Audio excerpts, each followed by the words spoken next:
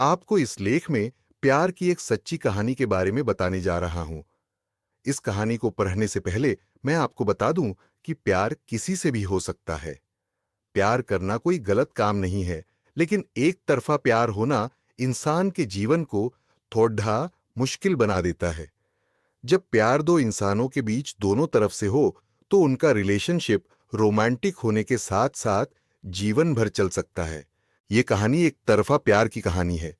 यहां आपको पिया और यश की प्रेम कहानी के बारे में बताया जा रहा है, जहां पिया को यश से एक तरफा प्यार हो जाता है।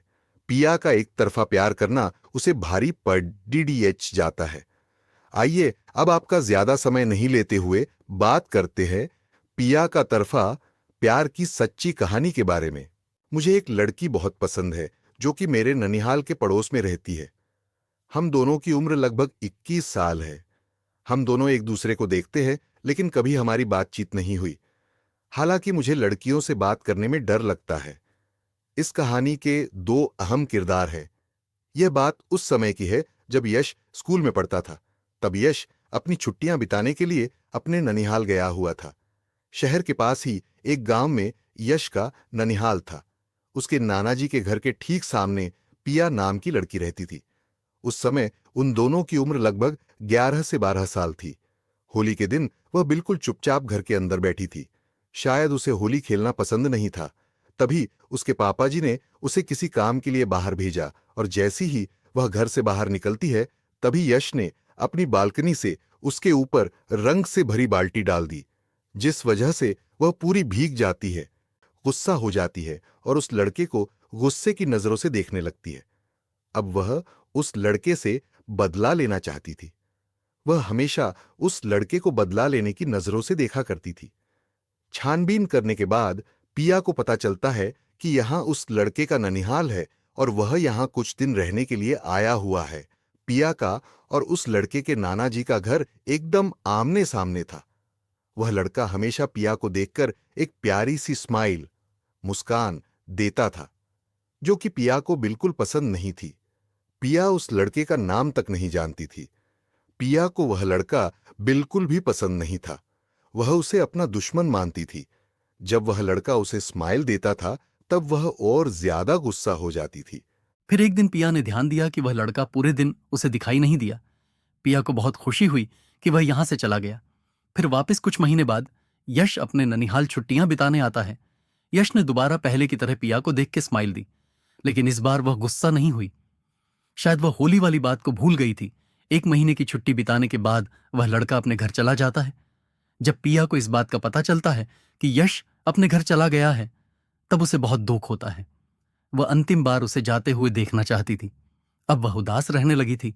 यश हर साल अपनी छुट्टियां बिताने अपने ननिहाल जाया करता था।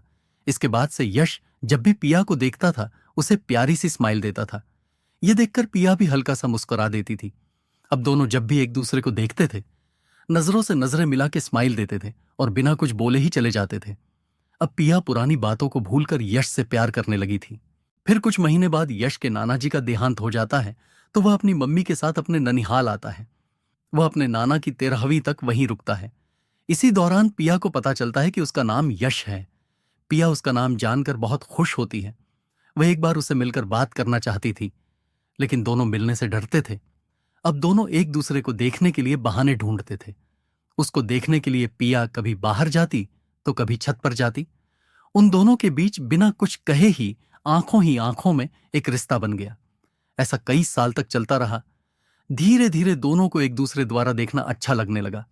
जब यश अपने घर के लिए चला जाता है, तो पिया को महसूस होता है कि वह यश से प्यार करने लगी है। उसके जाने पर पिया का मन नहीं लगता था और वह पूरे दिन उदास रहती थी। कभी कभी तो उसे रोना आता था।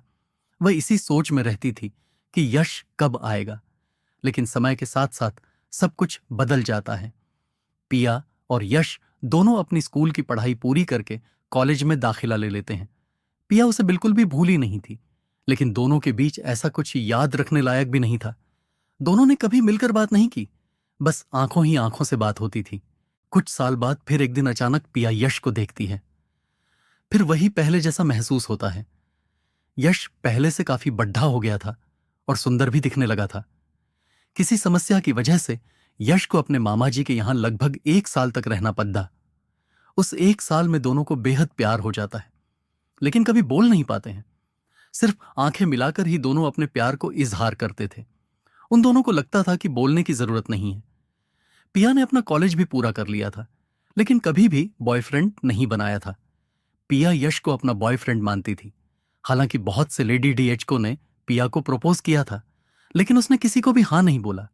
वह यश के साथ चीटिंग नहीं करना चाहती थी। फिर एक दिन पिया को पता चलता है कि यश की सगाई हो गई है और वह जल्द ही शादी करने वाला है। यह सुनकर पिया बिल्कुल टूट जाती है, पर पिया के पास कोई ऑप्शन नहीं था। उसे यह भी पता नहीं था कि यश उसे प्यार करता है या नहीं। कुछ महीने बाद यश की शादी हो गई, लेकिन पिया ने शादी नहीं की।